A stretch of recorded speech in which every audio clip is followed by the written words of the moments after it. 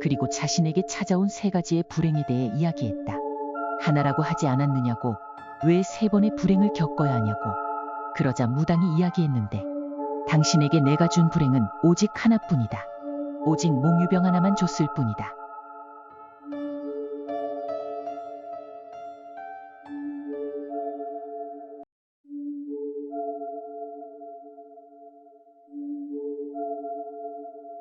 그날은 여대생 A가 선배 B의 방에서 동아리 회원들과 술을 마시고 있었다. 술을 마시면 자연스럽게 활기찬 대화가 되어서 분위기가 좋았다. 약간 시간이 지나자 B는 오늘은 이걸로 끝낼까 해요. 이제 졸려서. B 선배는 꽤나 취해서 비틀비틀한 게 당장이라도 쓰러질 것 같다. A를 비롯하여 모임에 참가한 멤버들은 B 선배를 침대에 재우고서 불을 끄고 밖으로 나갔다. 방을 나와 얼마간 걷고 있던 A는 B 선배 방에 자신의 휴대폰을 놓고 와버린 것을 알아차렸다. A는 다른 모두에게 먼저 가라고 한 뒤에 휴대폰을 가지러 B 선배의 방으로 돌아왔다. 방에 불은 꺼져 있는 그대로였다. B 선배가 일어나 자물쇠를 잠그지 않았는지 문은 시원스레 열렸다. A입니다. 방금 전에 휴대폰을 놓고 가서 가지러 왔어요. 일단 들어갈 때 인사를 했지만 대답은 없다. 깜깜한 방에서 선배는 푹 잠들어 있는 것 같다. A는 불을 켜는 것은 좋지 않다고 생각해서 손으로 더듬어 휴대폰을 찾아내고 휴대폰 찾았으니까 이만 실례할게요. 라고 말하고 자신의 집으로 돌아갔다. 다음 날 학교에 가는 도중 B 선배의 아파트의 앞을 지나가려는데 거기에는 많은 경찰차가 멈춰서서 출입금지 테이프가 둘러져 있고 많은 경찰관들이 모여 있었다. 무슨 일인 걸까 하고 생각하던 A는 경찰관에게 사정을 이야기하고 B 선배의 방으로 들어갔다. 그 방은 흘린 피로 엉망이 되어 있었다. 특히 B 선배가 자고 있던 침대는 엄청나게 피가 고여 있었다. 피해자는 자고 있다가 범인에게 갑자기 공격을 받아 살해당한 것 같습니다. 경찰관은 그렇게 설명했다. A는 만약에 휴대폰을 가지러 왔던 시간이 조금만 달랐더라면 틀림없이 자신도 당했을 거라는 생각이 들자 몸이 얼어붙었다. 경찰관은 떨고 있는 A에게 조금 이상한 점이 있습니다만 뭔가 짐작가는 거 없습니까? 하며 벽을 가리켰다. 거기에는 B 선배의 피로 썼다고 생각되는 빨간 글자가 불을 켜지 않아줘서 고맙다 킬킬킬킬킬킬킬킬킬킬 라고 적혀 있었다. 맞아, A가 휴대폰을 가지러 왔을 때 B는 이미 범인에게 살해당한 상태. 게다가 범인은 아직 방 안에 숨어 있었던 것이다. A가 휴대폰을 찾으려고 불을 켰더라면 자신도 틀림없이